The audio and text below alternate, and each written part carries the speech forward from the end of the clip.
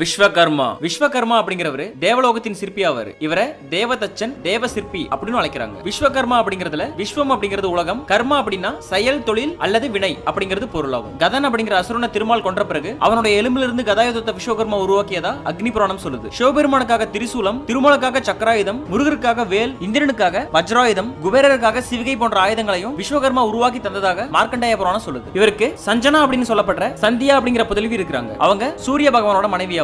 ராவணனின் ஸ்ரீலங்காவோட தங்க நகரம், ஸ்ரீகிருஷ்ணரோட துவாரகை, பாண்டவர்களோட இந்திரபிரஸ்தம் அப்படின்னு இவரால் வடிவமைக்கப்பட்ட விஷயங்களை சொல்லிக்கிட்டே போகலாம். இவரு விஸ்வ பிரம்ம ரூபத்துல 5 தலைகளோட காணப்படுறாரு. விஸ்வ பிரம்மம் அப்படிங்கிறவரு 5 விஸ்வகர்ம ரிஷிகளை உலக நன்மைக்காக உருவாக்கியதால விஸ்வ பிரம்மம் அப்படின்னு அழைக்கப்படுறாரு. பிரம்மம் அப்படின்னா தொடக்கம், ஆக்கம், எல்லை இல்லாதது அப்படிங்கிறது பொருள். உலகத்தோட தொடக்கத்துல படைப்பு தொழிலை செய்யறதுக்காக 5 முகங்களில் இருந்தும் 5 ரிஷிகளை உருவாக்கியவர் அப்படிங்கிறதுனால விஸ்வ பிரம்மம் அப்படின்னு அறியப்படுறாரு. விராட் விஸ்வ பிரம்மம் சொல்லப்பட்ட விஸ்வகர்மாவை பத்தி நீங்க இப்பதான் கேள்விப்பட்டீங்க அப்படின்னா மறக்காம லைக், கமெண்ட் பண்ணுங்க. தேங்க்ஸ்.